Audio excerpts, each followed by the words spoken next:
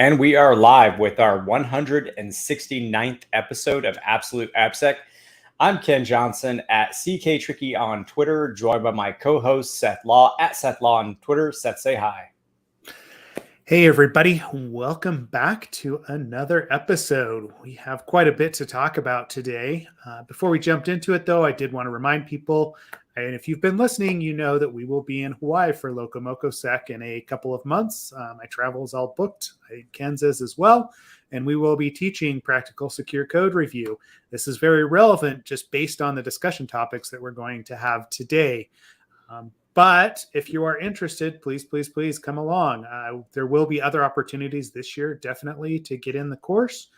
But that's the next place that we're going to be. And what better place to do it than in Hawaii, right? Like go sit on the beach when we're not talking code. So outside of that, like I don't have a lot on my schedule as far as like conferences and other things outside of obviously well, for me, obviously, I guess not everyone, but I will be at Defcon. We will be doing the Hacker Tracker stuff there. But if you know of a security conference that you want in Hacker Tracker, let me know. Otherwise, Ken, I don't know. Do you have anything on your calendar as far as conferences or things that you're watching that you want to attend? No, I was going to go to Defcon. Do we apply for training for Defcon? I forget. The call for training is still open there. So Defcon's interesting. They're going to offer trainings this year, not just the workshops that they have in the past that you had to like jump in the raffle for to sign up. But it's the 2 days after Defcon that they're doing them in the Caesars Forum. So typically Defcon wraps up on Sunday and then, and then everybody leaves either Sunday afternoon or Monday, right? Like after, but Monday and Tuesday are going to be training classes at Caesars Forum sponsored by Defcon. So the professional paid training. So similar to what, Black Hat or other trainings are. So yes, we are going to be submitting there. We'll see how it goes. It popped up recently and may as well give it a shot. See, since we're going to be there anyway. Granted, I'm typically Vegased out by Sunday, so we'll see how that goes. But otherwise, I think it's going to be good. Yeah. I've come to really enjoy Vegas over the years, and it's mainly just because good food, and lots of good food options, and I like to eat. So I think that's actually that's probably like the main thing is just being a fatty, just like going there and liking to eat. So what it is. So, hey, I was going to ask you, since before we get into like the meat of all this technical stuff we're about to get into, what are your thoughts about the whole Twitter and Elon Musk bit? No pressure. You're on camera and your response is recorded. What are my impressions? I don't know what he's going to do with the platform, right? This got me a lot, like thinking back a lot to the dumpster fire that Twitter became, right? Like you and I used to be very, very active on Twitter from a security research perspective. And there still are people that I follow on Twitter that do post security research. I don't spend anywhere near as much time on Twitter as I used to, especially, gathering up those different resources to see what's going on. So from an overall perspective, if it leads to kind of getting rid of some of the trolls, I guess, and improving the overall like content flow and Twitter timeline stuff, I'm for it. I just don't know. Like, I don't know what the end goal there is, right? From a, freedom of speech perspective, from like, there's so many different angles that you can come at it from that I'm cautious, right? I don't know. It's definitely going to change that landscape. Because Elon Musk, for better or worse, is a lightning bolt. He is a divisive character. People either seem to really love him or, can't stand him. So I can see people fleeing the platform just because he's the one in charge now. But you also see there could be, I just don't know. Right. I know it's hard to know. It's hard to know. I'm withholding judgment because we still use Twitter. Obviously, we promote the podcast on Twitter. We have the Twitter accounts there. And Yeah, there is still research that goes on. There's still interesting stuff. So I mean, what's your take, right? Like what are your feelings on it? Like, yeah. Well, just to kind of follow through with what you're saying, I like, or one point you mentioned was the timeline part of Twitter and how that all works. And like, I definitely, so just real quick on that part, like, I think for me, the beginning of the end for my usage, because like I'm rarely on Twitter. In fact, I actually had to apologize to two separate people this morning because like I finally checked my DMs and I'm like, oh, I'm sorry, I'm not on here much. I tried to answer questions the best. Anyways, the beginning of the end for my usage was when they switched from the engagement model and ad focused model or they switched to that from the just like pure timeline event model. That was like a more pure form for me. So, but I guess I'm hearing a lot of chatter about Web3 stuff with Elon. I should have also given you the context. I was more approaching it, and I mean that pretty much is how you answered it about the like tech part of it. I don't philosophically care who runs it or whatever, honestly. But I am curious about the Web3 component because that keeps being something, or it keeps cropping up as some item people keep mentioning. And so like I'm curious like what that actually will look like and mean if that is true. So that's interesting. The freedom of speech bit, yeah, I mean, I guess like there's definitely some censorship on Twitter, right? Yeah. What's that? No, I mean it's always been a company and a private company, right? Like, so yes, the ownership is changing hands, but there's always going to be some level. I mean, just like Facebook, there's always going to be some level of censorship and some level of things that they're not going to want you to do on their platform. And sure. I'm sure that'll change a little bit, but sorry, I interrupted your thought there. So keep at No, that's pretty much like my curiosity too, is how does censorship, since censorship is something that occurs on that platform, is that because people keep talking about the freedom of speech aspect with Elon. So I'm not sure if that means that there will be less censorship, and how I guess there's a lot of questions to see. More questions than I have any real thoughts. It's just, that's why I was asking you, because I genuinely I'm like, I just have more questions. What do you think? Because I'm curious, where your head's at on it. Yeah, when I have more questions than thoughts, then it's like it's a good time to reach talk out about to other people. Yeah, exactly. Yeah. So. Well, and I mean, there's polarizing figures all across the tech landscape, right? And Elon is the most recent one. I mean, obviously, anyone that becomes wildly successful and makes billions of dollars, there's going to be lovers and haters, right? You can look at Bezos, you look at Jobs, you look at any of the the tech giants, right? And that's what's happened. It's just interesting that he's decided to take over a social media. And or a social media platform, and you're not sure where he's driving with it. I am interested on the Web3 front as well, like what that integration looks like. I still go back with Web3 and even just like blockchains in general. And I realize we have Bitcoin, I realize we have like cryptocurrencies, but a lot of blockchain still to me is a technology in search of a problem to fix. And so integrating it with Twitter, I don't know if that's even a possibility. Some of the decentralized cost of that, and I just don't know what they're imagining there is going to happen. Because blockchain does, the more a blockchain grows, the more expensive it gets to actually maintain that blockchain from both a computing power perspective and from a memory perspective, and then also from a consumption perspective. Like if you want to join that chain, there's a certain barrier to entry that that becomes associated with it if you're trying to mine things. So again, it's a solution in search of a problem in a lot of cases, and we shoehorn in when it's not necessarily entirely appropriate. But I'll withhold judgment. We'll see where they decide to go with it. I've never heard that term before, or that phrase before, a solution without a problem. That's an interesting take. That's definitely, I'm going to quote you on that, Seth.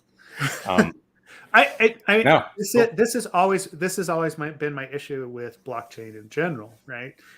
So Bitcoin has definitely built a niche for themselves, and like cryptocurrencies have, and it feels like that is an appropriate use of a blockchain. But it didn't necessarily like like the decentralized aspect of currencies, right? Okay, person to person payment. It is still kind of an expensive proposition to do that sort of thing. But you saw this initially when blockchain came out and they were trying to sell the solution to organizations. And I remember this, I was working for a financial at the time, and they're like, oh, well, we should move to the blockchain. And that was the whole discussion that we ended up having was why, right? This is the same question that I ask people about Kubernetes when they're like a small, like 2-person startup, and they're like, ooh, we're going to deploy Kubernetes.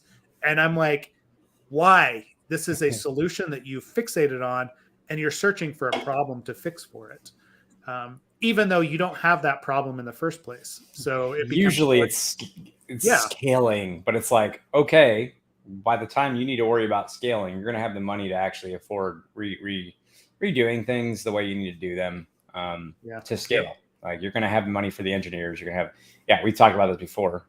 It's kind of a ridiculous notion to think that you can future-proof. Really, at that point, you're just focused on like the business, making money, right? Like that's what you should be focused on. Whatever helps you make money quickest is probably the best idea, frankly. Yeah. So I don't know. It's just weird to me that people want to like architect things perfectly from the beginning. I'm just like, yeah, all right. Well, I think there's a balance. Obviously, you don't want to create shit and then have to build upon it and have like the kind of tech debt that's just ridiculous to try to get yourself out of. But there is a fine line between that and just over architecting things and wasting cycles talking about it and inaction. Yep. Well, and that's just it, right? Like, what was it? Is it the Drive book? I can't remember. It was one of those that we read back in the day that talks about lean startup. Yeah, about the idea of creating basically enough to do what you need to do, and then get your customers or get your clients to tell you what they want from you, and architect towards that, and realize that your solution is going to evolve and change. So there's no way to architect everything up front perfectly because it's going to change, and you have to realize that and be okay with it. So implementing Kubernetes when you're a small shop just doesn't make sense from a manpower perspective or cost perspective. Implementing a blockchain, just to store like your, I don't know, your accounting information or whatever on, probably doesn't make the most sense. We have solutions for that are better suited towards that, towards that problem. And just because there's a shiny new tech doesn't mean it's going to solve your problems. That's what it always gets back to. So, for sure. A solution in search of a problem, right? Yeah. So, so any last final thoughts on the on any of the Twitter bits there, or do you want to move on to Mark Dowd's you want something to drop on Twitter to say like how we were opposed to it or something? Yeah, I'm just gonna tag Elon under the bus. That's my primary purpose, honestly, is just get quotes to throw you under the bus. That's my main driver today. That's the main driver. Yes. If anybody's watching, please pick apart Seth's words to twist them and make. So, anyways, we've got 169 episodes that they can go back and mine through. I'm sure we've said something that can be taken out of context. Yeah, I'm sure. Oh my God, I'm sure you could supercut it into some ridiculous stuff. I know I've said some idiotic stuff over the time, or over the time we've been doing this. So, okay, so I because like I think we're gonna go down a rabbit hole with Mark Dowd's talk. So like I'm trying to find the link for. Oh, there we go. Okay. I've got it. I'm going to post it here in StreamYard. You posted this, and I was like, I'll be honest with you. I was like, okay, seems kind of interesting. And then I actually watched it, and I was like, damn, this is really good. Like, this is so it is on. Don't discount this video. Like, if you're watching this podcast or you're listening to the podcast, please go to the video on YouTube and click on this in our chat. Usually you have our chat available. Or you can go into our Slack and find this link. It's already in there. But OffensiveCon 22 Mark Dowd keynote, how do you actually find bugs, is this video. And you really, honestly, if you're watching this podcast, this then is the video you should 100% be watching as well. Yeah. So anyways, do you want to give a brief summary of it? So I mean, the title of the talk is how do you actually find bugs? Right. So this is Mark Dowd's keynote talk from OffensiveCon 22. So just a couple of days ago. And it goes into his process of how he finds vulnerabilities, and not necessarily from a technical perspective, but from an overarching, how do I approach a code base? How do I approach an application? How do I start to understand that application? And then where do I start looking for bugs? Now, like, this should sound familiar to listeners of the podcast. If you've watched our, any of the previous content, our practical secure code review course, the breakdowns that we put in there are very much like taking a step back from what are the actual technical bugs that are out there, how they actually manifest, into what is the approach that Ken and I take to actually find bugs. So it's very apropos, and there's a lot that I agree with in this talk in general, right? One of the first things. And actually, I'm gonna turn it over to you first, because I know you just listened to it within the last couple of hours. What are your first takeaways from this? Like from a just from a pure, hey, I do this for a living perspective. Yeah, there's so many points to talk about. And this is going to be probably a longer part of the episode for those listening. So, I think there's so many.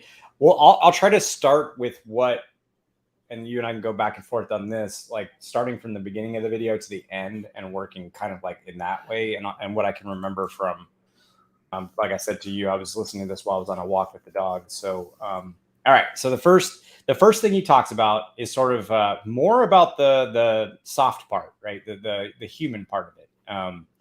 Yeah. And there are several things to immediately take away.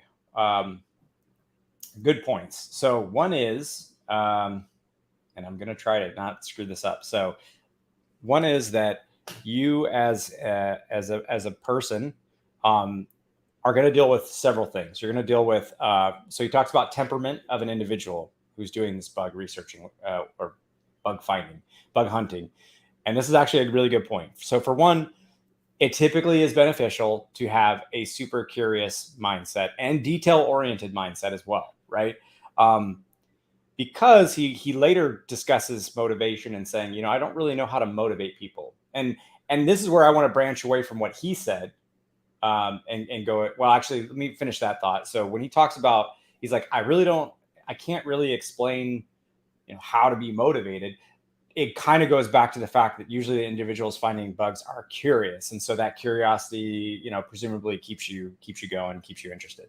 However, professionally, like if you're doing this for fun, that's one thing. Professionally, you don't, being curious is great, but obviously everybody has their limits. So like, this is where I come in and say it's not motivation, it's discipline. Like I've learned this in life. It's not always like I'm not always motivated to get out of bed and go do whatever, but what I am is disciplined. I follow a routine. I do it every day, right? I can tell you there's some days I don't want to wake up and do XYZ at work, or there's some days I don't want to wake up and like go to the gym, whatever. I do it, right? That's discipline. That's not motivation. And I think that's a core component. So like, yes, it's great to be curious, but everybody has their days where just like, fuck it. I don't, whatever. Like I just want to go outside and go for a walk or whatever, but being disciplined, super important. Anyways. So that's the first point I thought was super interesting, is talking about that. But also he said, one of the things is you're going to face frustrations and doubt, and that does not ever end in your career. And that is 100% true. I've been doing IT for almost 21 years now. And the vast majority of that time insecurity. And I still feel insecure all the time. All the time, I'm like, oh man, I don't really understand this one thing as much. Now, that doesn't mean I stop. I go and invest time to make sure that I do fully understand something, but it doesn't mean that there isn't doubt. Like you're always going to doubt yourself a bit. And honestly, maybe that's a good thing. Maybe that's what keeps you kind of like, if you're overly confident, that can be problematic because, then you just assume you know everything, and obviously you can't know everything. So I don't know, there's probably some value there, but anyways, so I just want to pause there. Those are the first 2 points on the human side of things. Like I wanted to make I had taken kind of a mental note to pick apart and discuss a little bit further. So curious, yeah, your take. Yeah. I mean, his approach, we get into this when we're, talking about our own process and our own framework for reviewing code. Like the whole idea of being kind to yourself and realizing that you are human and that you're not a machine, that you've got, one of the things that struck me as interesting was his idea of having multiple projects that you're interested in running at the same time. Right. So, hey, it's great that you're like reviewing source code, but you're inevitably going to run into walls. You're going to fail. And what do you do when you fail, right? If it becomes too much, having something else to distract yourself with for an easy win, whether that is stepping into another assessment, whether that's hitting bug bounty, sites, whether that is, hey, I'm building this open source application, something else to concentrate on and let your mind just relax from the pressure that you're putting onto it, right? Some of the best bugs that I've found in my career come from that exact thing, taking a step back and then getting back to the code after a couple of days because you have a fresh perspective and you're not so one track focused like you are when you're reviewing that source code.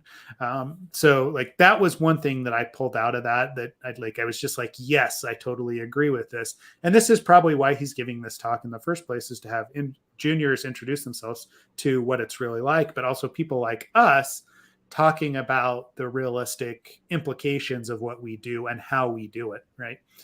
Let me see what my other takeaways were.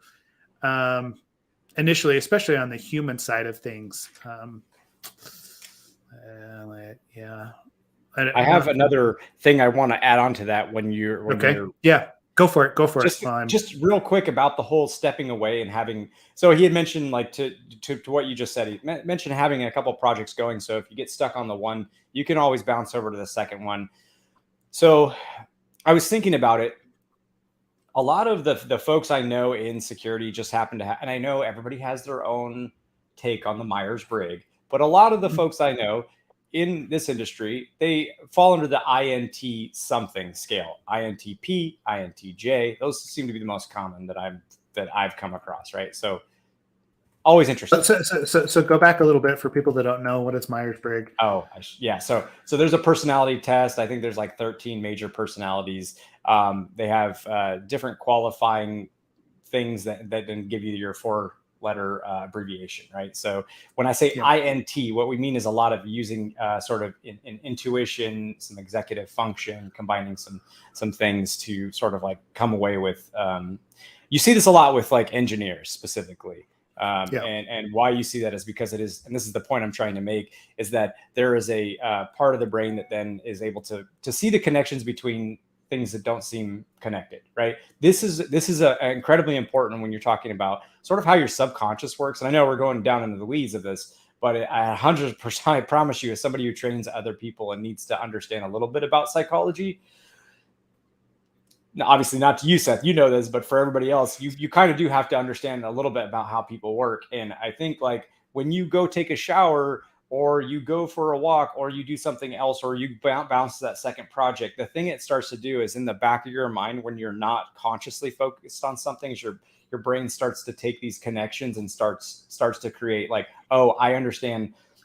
And again, this is later in the talk, he talks about using something that was discovered earlier and understanding so deeply how that works that when you later come to another thing, you're like, hey, wait, if I connect these two things, that's a real substantial bug. And this is my point, is like when you bounce away, whether it's to do another project or whether it's to walk completely away from tech and do just something, your mind will start to make those little connections. And to your point, the best bugs I've ever also come across are ones where they're usually chained together. And then that's when that chain kind of like pops in your head. You're like, oh, I had totally walked away from this. I was thinking about something else. Maybe I looked at something and now it's just created this. And I thought about, maybe think about this other thing, and then boom, I have an answer and I've chained things together. So that's the human element. And yeah, sorry. Anyways, that's like a bit of a rant, but I think it's important to sort of talk about that.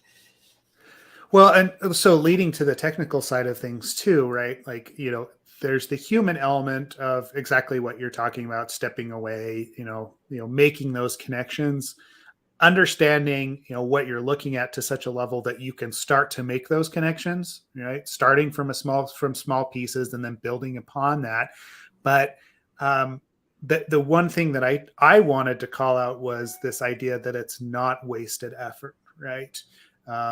I can't tell you the number of times in my career, right, especially as a consultant, that I have revisited technology that I first saw 15 to 20 years ago, right? And then maybe I haven't actually seen it since then. And all of a sudden it pops up on a project and people are like, oh, we have this, this COTS off the shelf product that this health insurance company is using, and they've customized it, and they're on revision 6, and I'm like, oh, I looked at this at revision 3 and we tried to implement X, Y, and Z years and years ago, and it wasn't even from a security perspective, it was from a development perspective. But those experiences and that breaking down of that application or that process 15 years ago still applies to what people are trying to do today and trying to implement today. Sometimes you have to abstract that out, but a lot of this goes back to the mindset that you have as you're approaching this tech. Yes, it doesn't mean like you're not going to find a critical bug in every source, in every application that you look at as a vulnerability researcher. You're just not.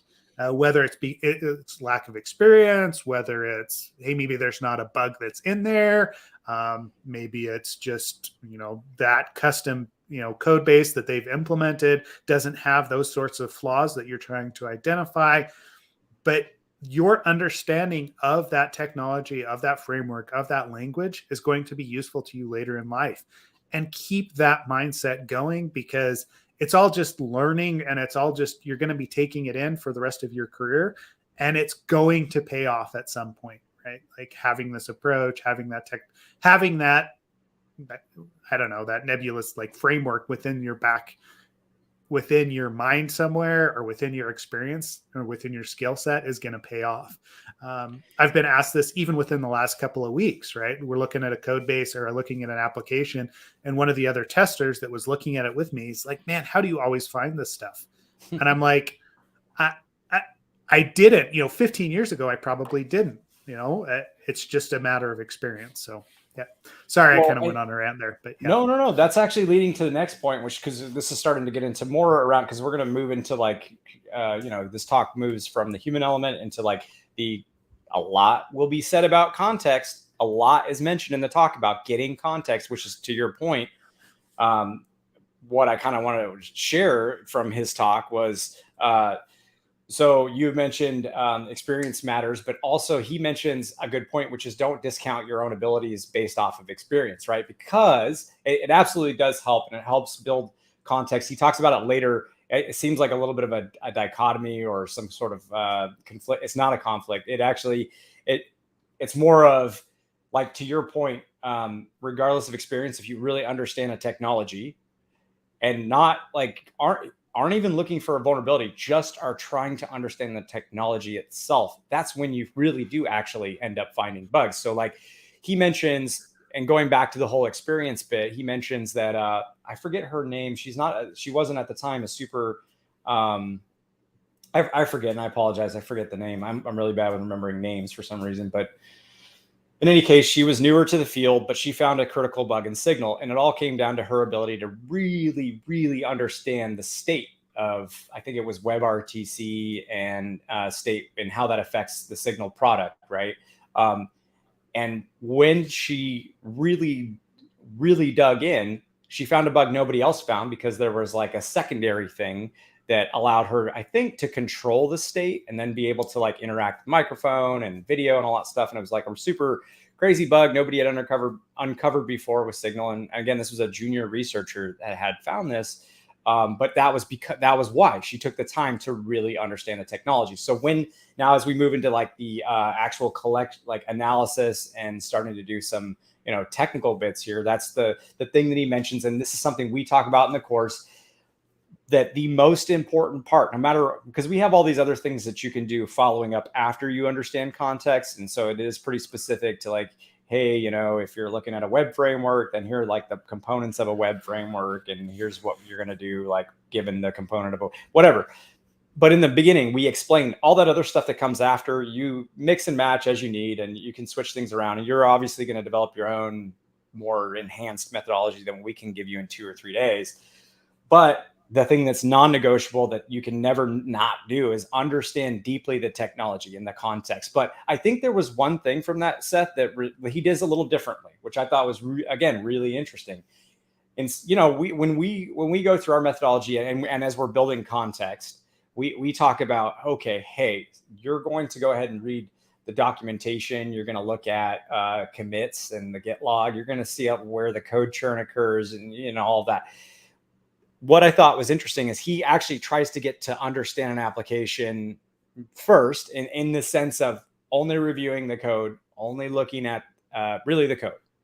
We talk about pulling in documentation pretty early on. He says he does documentation halfway through. The reason is he doesn't want the documentation to bias his understanding of the application. They may say it does something this way, or there may be this expectation, but what he'd rather do is understand the application from a code level and then make sure the documentation actually lines up with what his expectations are now of the application or what he's seen with the code. I'm curious about your thoughts there, because that is a totally different way. We always do it in the beginning. I always do it. Read. I know you do. Yeah. As well. And this kind of goes back to. Okay, so my take here is that this goes back to the approach that you're taking and what you're trying to accomplish, right? So as as an independent security researcher that's looking at, heck, he was talking about OpenSSH and, Signal and some of these open source projects, OpenSSL, like whatever, as a security researcher looking at those code bases, time is not necessarily a restricted component outside of like how much time he wants to put into it. Whereas us coming at a code base from an organization perspective or a consulting perspective, I have a limited amount of time to actually review a code base. So I have to draw on my experience, but I also have to take the hints that are given me in order to come up to speed as quickly as possible. Yes, it would be great to just dig into the code base to see how things are actually done. And when we're looking at custom code that's implemented on top of Rails or Django or something like that, we're trusting that the framework, the underlying framework, is doing everything properly, which is, it could be discounted, could be said that we're doing that incorrectly, we're doing that wrong. But it all goes back to what we're trying to find bugs in, right? So my takeaway from that is, yes, he's right, but he's still coming at the code from the aspect of, I know what this is intended to do, right? Like no one's picking up SendMail being like, what is SendMail doing, right? Like, why is it called SendMail, right? Like, you've got a general idea before you step into it, how it's accomplishing that fact, like where source is coming in. Like, there's still indicators that you're probably looking at inside of that, and the deeper level, like communications between the different libraries and things like that, they're probably not as well documented. So I don't know.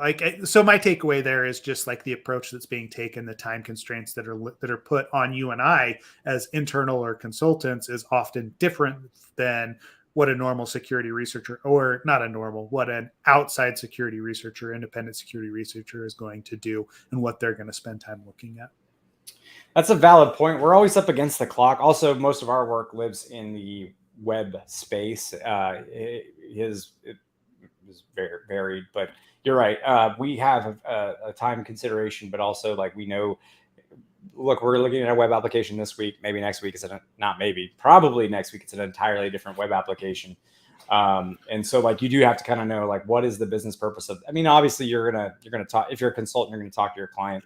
But as an internal person, yeah, I get thrown a lot of stuff that it's like, all right, like check out the README, look at any wiki or documentation, go back through the Slack channels, look at what's been done.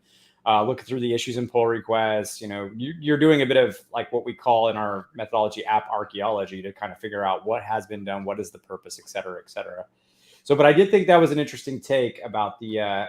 So you make a good point, and it's definitely our use case is going to be different than obviously his use case. But I think it's super interesting to use the documentation to validate your expectations. Yeah. So. Well, okay, and so before we move on from that too, right? Like the other example that I can give here is actually like bug bounty researchers, right?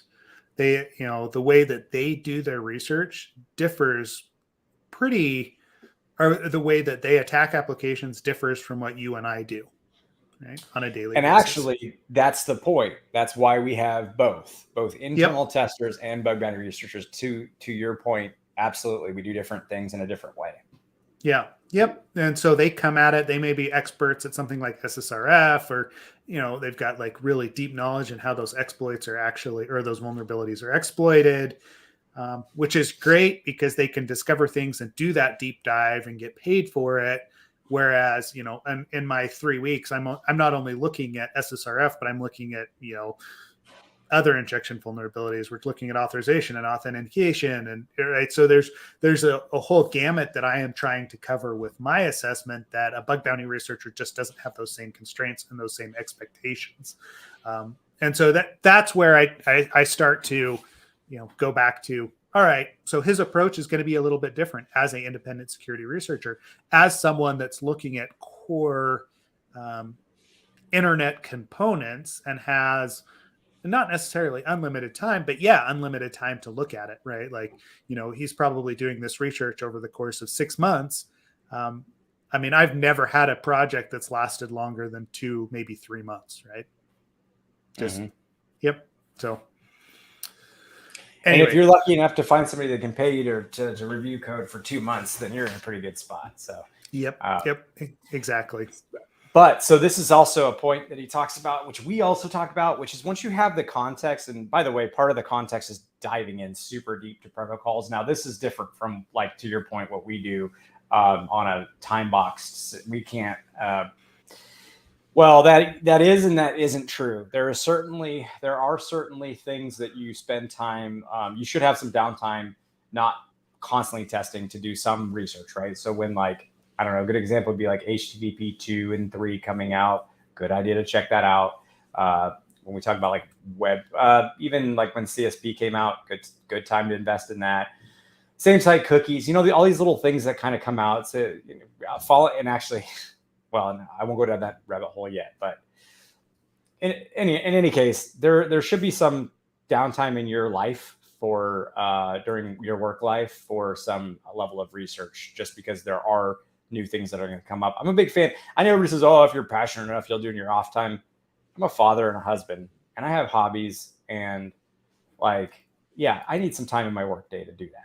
Like, that's just the reality, right? So anyways, but just to like move forward past like the fact that he was talking about digging in hardcore on these protocols before even looking for bugs, which is, again, more context gathering. Something you mentioned with your experience, you had mentioned like, oh, you looked at something and then it had been revised several times moving forward. And then potentially now there's a vulnerability, either because you understood the context from before or because they introduced something. He talks about that. And there's a couple points. One is, yes, it is. Well, he talks about taking notes, right? Like, because it's not important to just note things that are of interest to come back to, because he talks about how he's wasted, and you and I have done this too, where you waste a bunch of time going down a rabbit hole only to find out that it's nothing. The worst part about that, though, and this is the point I wanted to touch on, is he makes another valid point, which is a lot of times, and I definitely had done this before I started using an actual methodology, was I would go down that rabbit hole twice. And he mentions he would do that. And that is, just something that because you simply forget, you didn't write it down. And so you're like, oh, that looks interesting. And so you're like, oh, I should go down the rabbit hole. And then you get like pretty far into it. And you're like, oh my God, I've looked at this before and decided it wasn't a vulnerability. And I've just wasted more time again. And that is indicative of having, of course, walked away from the project and coming back later. But nonetheless, and not taking notes. Yep. Yeah. The other thing there is there's like I like to call them my favorite rabbit holes, right? Yeah. Where like, there's certain things that you're looking for, like, if you found something in a code base previously, say like an authorization flaw, like insecure direct object reference, and what that looks like, you find yourself looking for that in every single code base. And then you'll be looking at like injection vulnerabilities, and all of a sudden you find yourself looking at authorization, looking for insecure direct object reference again, even though you've already reviewed it, or it's not time to do that, right? Like, because it's your favorite rabbit hole, right? Like it's one that's recently paid off or whatever. But sorry, that was just, like one of the points that I was thinking of there. So.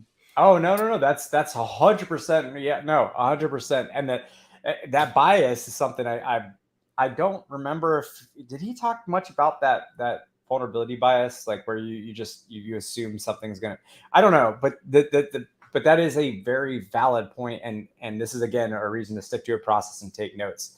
The second thing that goes back to what you're originally saying about experience is when you take those notes, you are inevitably probably going to go back to this application more than once, right? Like, especially if you're a consultant working for a long-term project.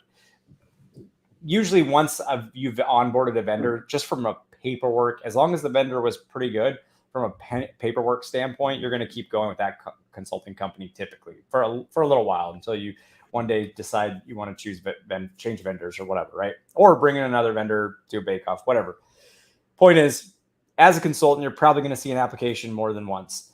As an internal person, you're 100% going to see that application more than once. Now, what's cool is he mentions like keeping track of what is not a vulnerability and why. And later, when you're going and reviewing back through your notes, and you already have the context of the application, so you're probably just looking at some new features being added, right? You can say, oh, this wasn't vulnerable, but now it is vulnerable. And here's why. I was looking for maybe a place where I could set this value, and now I can because they introduced it in this feature.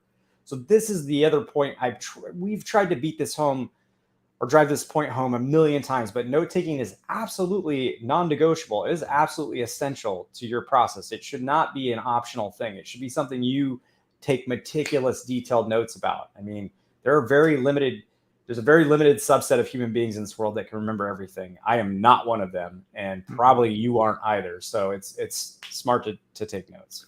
Anyways, so that's the next point, or that's the other thing I wanted to say there. Yeah, and I did drop in one of the quotes there from one of the things that he highlighted on his slides. Documenting failed ideas is as important as documenting successful ones, right? Like nothing is more demoralizing to me than opening up another tester's notes, and all I see is the findings that are in the report, right? Because I'm like, this doesn't tell me what was looked at, where it was actually what the structure of the application was, like all that kind of stuff that you need to distill an application to get a jump on it. But also, what were the rabbit holes that you went down, right? Like, what is it that you explored? And is there like some indicators there of, things that I can jump on, or I can look at and say, oh, okay, well, you reviewed like this commit. Now this has changed. So even though it looked like it wasn't a vulnerability then it may be now. So it needs another look, right? So that sort of thing. But documenting those failed ideas is pretty important, right? Like, and this is, we go back to like the process because that's how we frame all of our assessments. But this goes back to the idea of, hey, what are the threats that you considered? Right.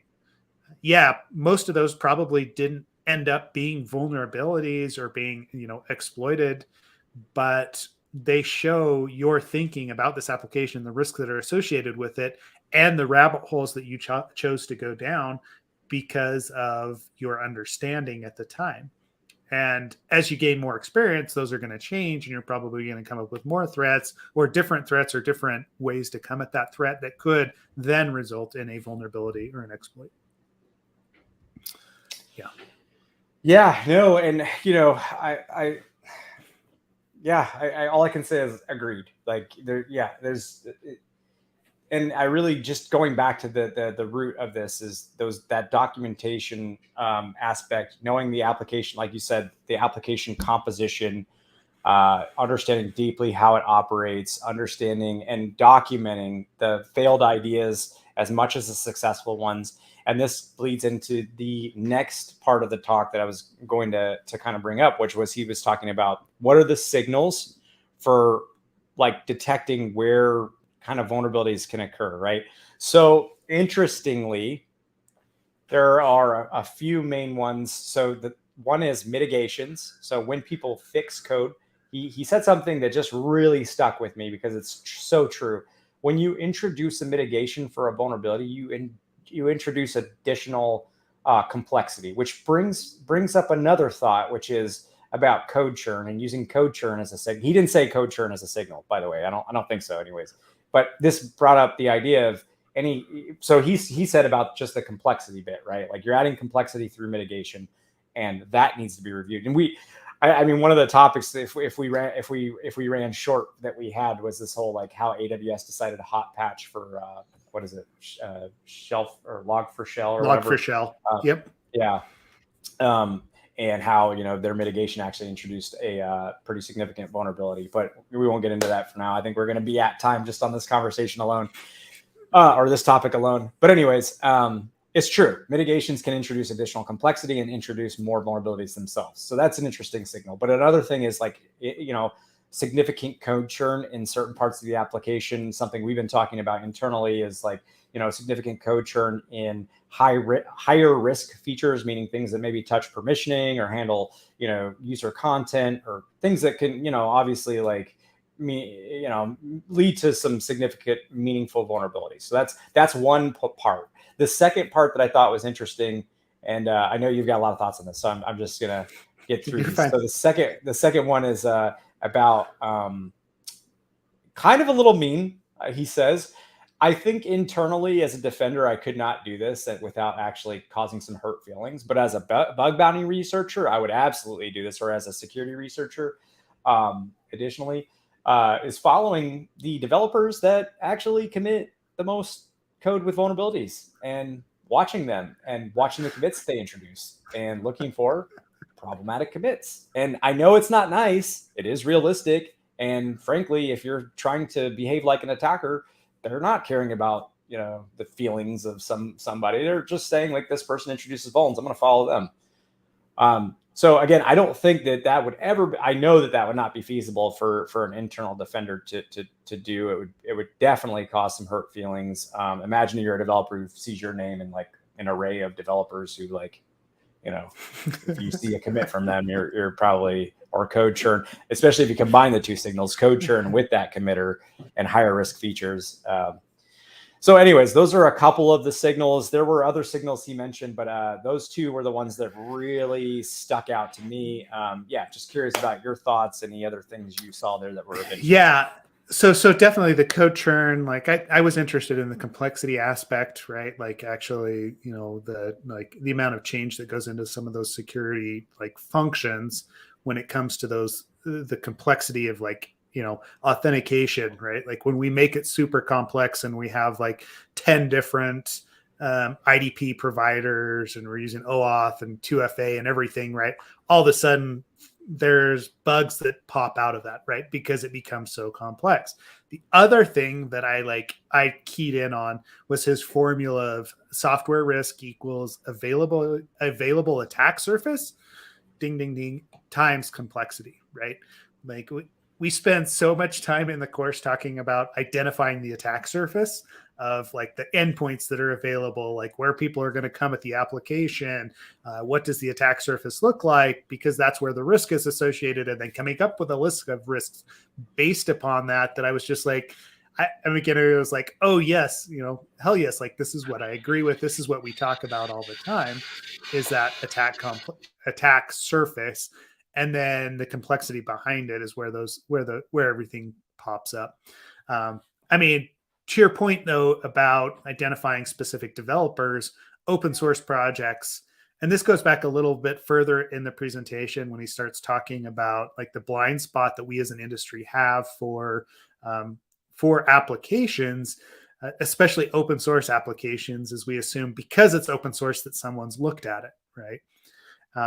I think as an industry, we've started to get away from that, especially with package repositories like NPM, and realizing that, guess what? No one is looking at 99.9% of this code before it's actually pushed out to the world. Okay, 99.5, you guys are doing a good job over there. It's okay. But this idea that these complex applications that underpin all of our custom development, our code, our websites, has been looked at from a security perspective. That is not the case. Most likely it's been run through some CI/CD pipeline. They've run the tests because they've built tests because it's open source in some cases, but it hasn't been thoroughly reviewed because there's just nobody that does that, right? Like there's a limited amount of eyes that are on that code base. And just because it's open source doesn't mean that someone has the desire to go in and look at that code base, right? Or take the time to understand all of the nuances, like, because again, a lot of the stuff that he talks about is he's just looking at like the various protocols involved. Frankly, things that people thought weren't even, like he talks about an example, I think with, it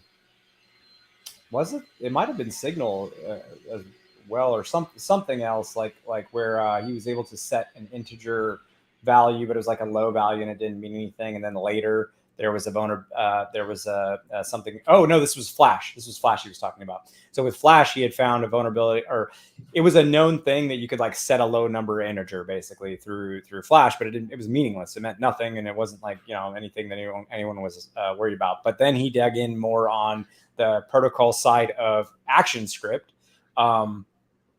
and basically had determined if he was able to set a key value in a table that then he could introduce the ability to call in arbitrary ActionScript code and then load it and then execute it, and that led to a pretty significant remote code execution. But it was because he spent so much time on the ActionScript side of things that the other like known thing that a lot of people had already looked at, or a lot of people had just dismissed,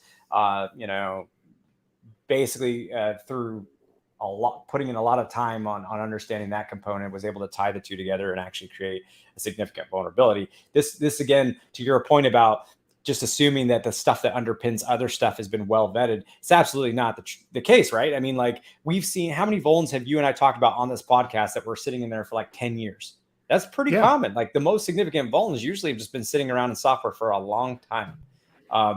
And to your point, it requires someone just being curious enough to like dig in heavily on all the components that are being used in the software itself, the protocols themselves.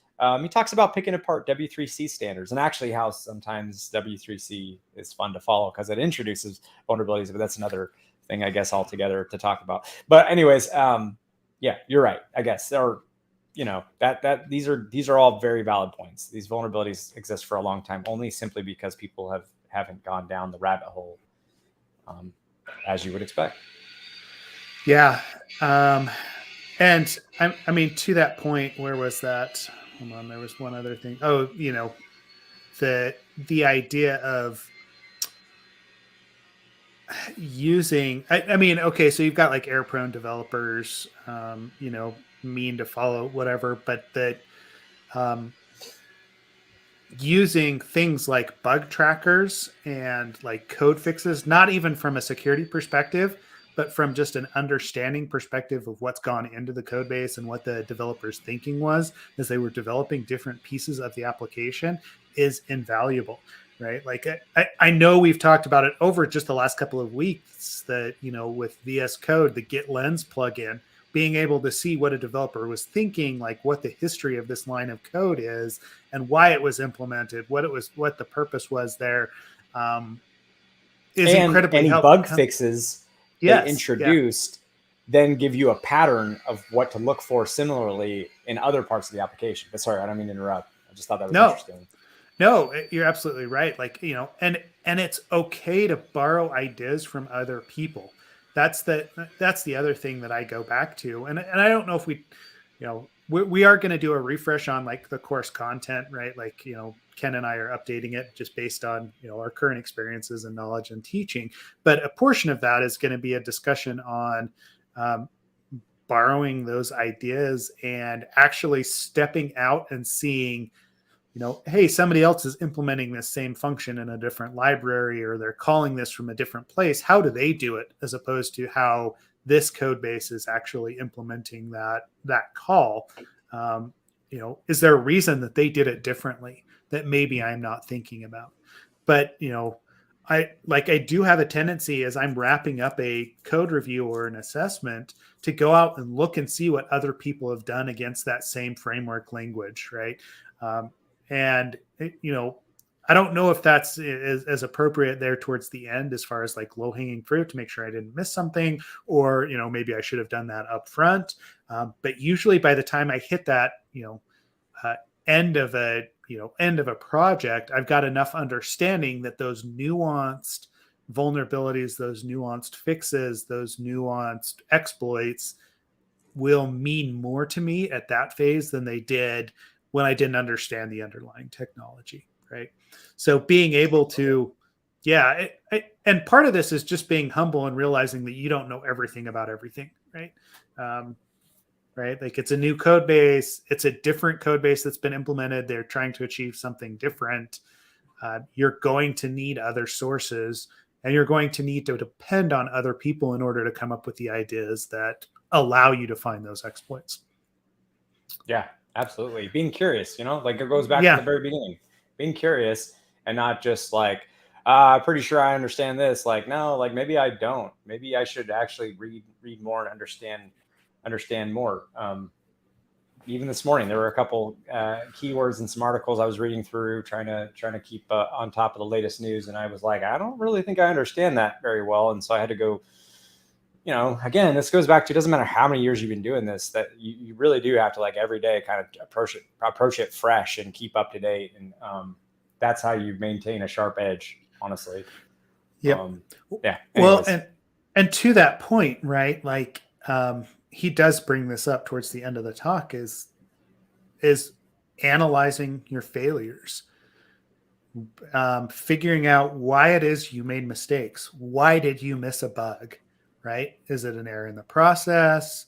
Is it a pattern that you just ignore all injection vulnerabilities because you don't like them, right? Like, and then figuring out how you yourself can improve that, right? Like, again, this, it goes back to being kind to yourself, realizing that you're human, that you're going to make mistakes, and being okay that you're going to make mistakes, right? There's a reason that we caveat a lot of the reports with, this is a point in time assessment with on this code base with these, these specific parameters. This is what we looked at, why we encourage people to keep notes. It's so that when there is inevitably a failure, that you miss something, you have forensic evidence as to why that happened, and you can improve yourself for the next time, right? Failure, losing, it's an opportunity to learn and to improve yourself, and realizing that you don't know everything about all of these code bases and all of this, this technology is going to make you a better assessor the next time, the next project, the next application that you look at. Again, it goes back to that growth mindset, as opposed to, hey, I know everything and I should be perfect right now. I think at this point, I'm about 14 years into AppSec. And I got to tell you, if you are 14 years into this field, and I mean specifically AppSec, and you you think you've never missed a bug, sorry, you're delusional. Or nobody's ever corrected you and told you, hey, you missed a bug. You're going to miss a bug. Like, it's going to happen. It's 100% going to happen. Like, you can't possibly look at as much code as, or, even if you're just doing dynamic I shouldn't say even if you're just, but if you're also doing dynamic testing or whatever it is, however you're doing your testing, if you're like a network, if you're watching the show and you're like a network or DevOps focused person, you're inevitably, there's just, if you look at enough stuff, there's just and you're time boxed constantly. There's no way you can never not miss a bug. Like you're definitely going to, yeah. So anyways, in those cases though, it's not a woe is me thing. It's like, let me analyze this, to your point. Let me analyze this and figure out how I can better improve my methodology, my process going forward. Because that's really what a lot of this is about. It's not about some uber elite, cool hacker swordfish style sitting down and drinking a Monster energy drink and playing some techno music and in 10 seconds finding a vuln. It's like very boring, tedious, detail-oriented process of a lot of reading and analysis. But anyways. Yep. I don't know where I was going with that, but yeah. No, it is, right? Like it's and to kind of put a bow on it, right? Like, and Mark does this in his talk as well, is that, his summary is basically vulnerability research is difficult, but learnable, right? Like you can do it. But it is a practice in dealing with frustration, boredom, and new information that comes at you. And the key to success is actually, compensating for those feelings and taking in the new information in order to find the vulnerabilities, having a way to deal with it and process that information, and then also like extend out your own knowledge of that code or of that application as you're looking at.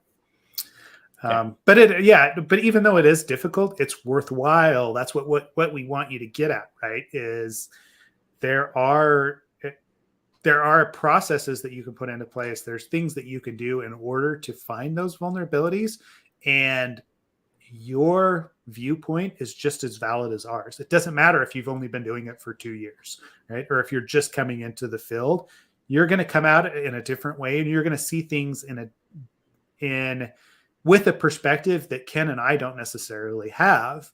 And that is a good thing. That's the whole reason why we teach this and why we keep talking about it, is that you can do it. It's not just us. And we need you to do it, right? There's such a lack of people looking at all these open source code bases, looking at applications in the field that we're never going to get through it, and we're never going to be able to secure things unless we level up everyone across the board and not just us. So 100%. Yeah. It is really a community for a reason. And there's not a ton of us that do this. So we'd like to see that number grow for sure. To that end, we did get a message in, Seth, and it reminded me about our attempt at kind of creating an initial roadmap for, zero to career for AppSec. I know we did some initial part of that on the blog, but it's just a good reminder. Again, this is one of the Twitter DMs I was responding to this morning to like put together something a little bit more formal. I even think maybe even opening up a pull request that people can actually contribute their thoughts to would be a good idea. So just we'll have more on that. I know we keep saying that, but it's hopefully if you couldn't hear the sawing for me, I've had a lot going on. Part of that's renovations and stuff like that. Plus life has just been crazy. I traveled for 3 out of 4 weeks recently. I mean, so hopefully by after June, things slow down and I can a little bit and can, focus more on these larger efforts. But anyways, that's something we should do just so we can help onboard more people into this career path and secure this ecosystem that we all live in. Yeah. Yeah. And I mean, I think it'll be, we'll put together a blog post just based on our thoughts around what Mark's talked about as well and share that out. We've got some resources that can help do that. And it's just, I mean, I did post up the article there on like getting into application security. That does come at it more from I'm just learning about web vulnerabilities perspective and how to assess an application and like where I can turn to. But it would be great to add in this sort of analysis on, vulnerability research, looking at a code base. But check out the blog. There's a lot of good things on there from from a resource perspective, and we're continuing to, make changes and add things. But sweet. Yeah. Anyway, we've been going for a while. Like, it went by super quick. I knew it would the second that we started talking about, all the things. So many points to get to. Yeah. Yeah. If you have questions, please join us on Slack. Hit us up on Twitter DMs or, Seth or Ken at absoluteappsec.com. Love to keep the conversation going. And there are a lot of great resources on that Absolute AppSec Slack. So jump on in. It's not just Ken and I. Yes, that is absolutely correct. And I'll be reaching out. I've already reached out this morning to one person we want to get on the podcast. I know people ask about Shubs. We will reach out to Shubs as well. And perhaps maybe we reach out to Mark Dowd, because I'd be curious to have Mark on and speak more about this. But one of the things too that we're going to do a bit of is a little bit of like walking through the anatomy of a ball kind of thing and looking at more code. So it's going to be a bit of a mix of content, but yeah, we're working on some and format improvements and just like more speakers, more code. It's going to be a fun summer, I think. So anyways. Yep. And we will get back to the After Dark episodes too. I know that like we started looking at Vault Warden, and we'll get back to it, right? Like, it's just, again, like Ken said, life is taken away. Yeah. Yeah. I got some cool lights behind me somewhere. Let's see. Yeah, over here. Cool, cool lights to match up with these lit lamps. So I'll have some cool lighting for it. So I'm super stoked. It'll be nice. It'll be neat. A nice red tinge to your After Dark. Yeah. Just gonna have it all be red in here, Sith style. Style. There you go. Awesome. Cool. Good deal. All right. Well, thanks for everybody for joining us today. We'll get this posted, and yeah, we'll see everybody next week. We're back on next week. We may have a guest, or we may dig into some of these other code bases and start to be able to, do some of the technical aspects that Ken's talking about too. So, all right. Thanks everybody. Have a good day. Ciao.